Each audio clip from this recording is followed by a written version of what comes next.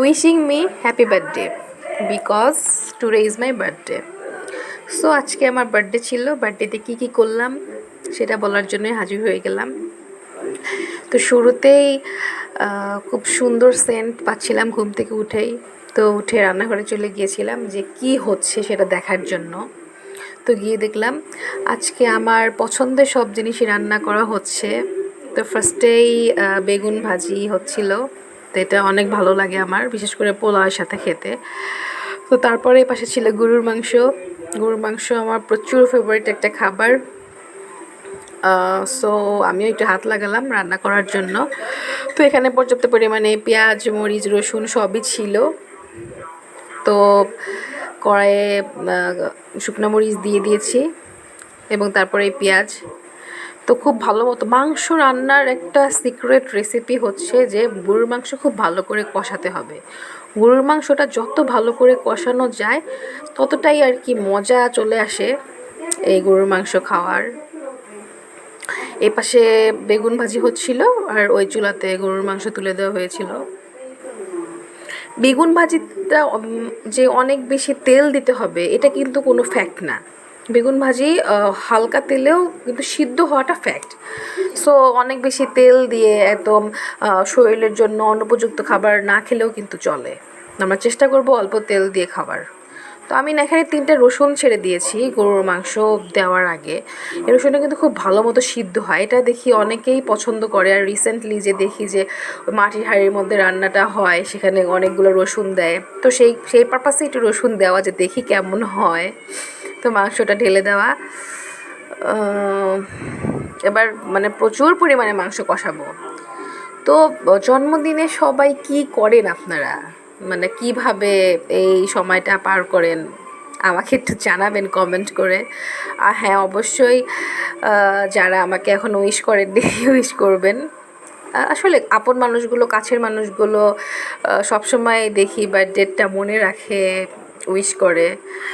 অনেকে কাছের হওয়া সত্ত্বেও হয়তো মনে রাখতে পারে না বার্থডে। যাই হোক, সেটা ফ্যাক্ট না। সবাই দোয়া করবেন যাতে ভালো থাকি, সুস্থ থাকি, আল্লাহ যেন নেক হায়াত দান করে, এই আর কি। তো মাংসর যে ঘ্রাণটা আসতেছিল, আল্লাহ এত সুন্দর ছিল, মানে অনেক ভালো লাগতেছিল আমার। তো পরেই দেখলাম যে চালের প্রিপারেশান, এটা পোলার চাল। মানে আমি খুবই পছন্দ করি পোলার চালের সাথে বেগুন ভাজি, গরুর মাংস, অস্থির একটা ব্যাপার স্যাপার। তো যাই হোক, এখানে ঘি দিয়ে দিয়েছি পাতিলে।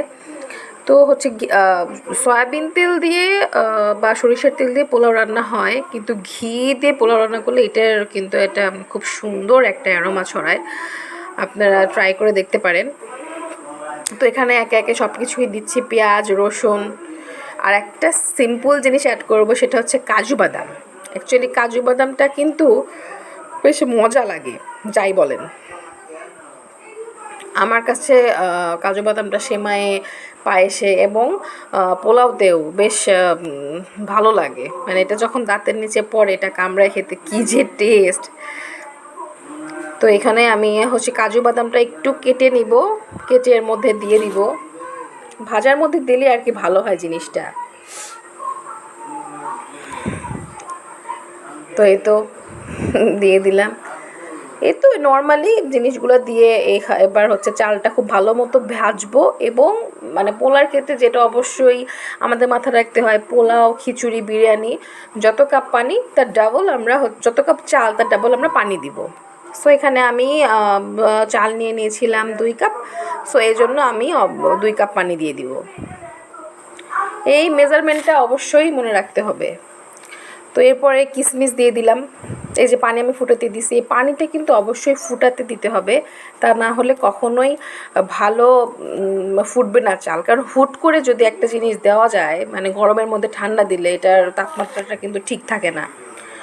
তো এই তো নেক্সট সেমাই। তো হচ্ছে সেমাইয়ের ভিতর যা যা আর কি, অনেক সিম্পল এটা, সেমাইটা যা যা দেওয়া দরকার দিয়ে সিম্পল রান্না করে ফেলেছি।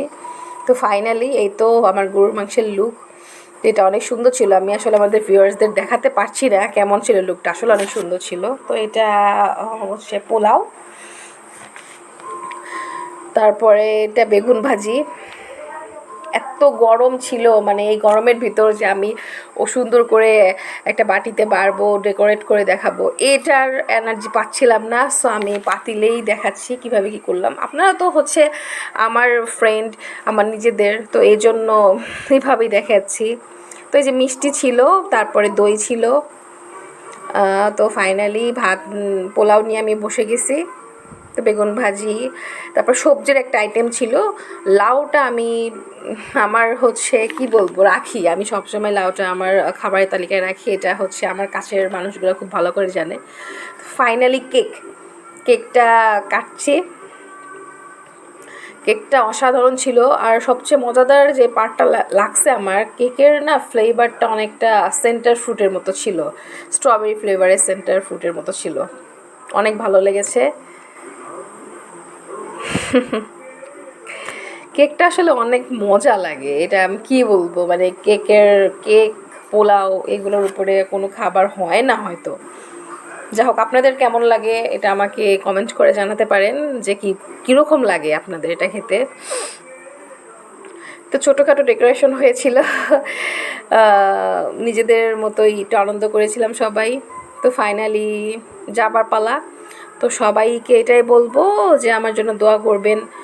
মানে জন্মদিন আসা মানে কি, আমরা আনন্দ যতই করি আসলে কিন্তু ব্যাপারটা তা না, ব্যাপারটা এরকম যে আমাদের জীবন থেকে একটা করে বছর চলে যাচ্ছে। তো যাই হোক, দোয়া রাখবেন আল্লাহ তাআলা যেন নেক হায়াত দান করে, আমি যেন অবশ্যই ভালো কিছু করে যেতে পারি। যা হোক, ভালো থাকবেন, সুস্থ থাকবেন। আসসালামু আলাইকুম। আল্লাহ হাফেজ।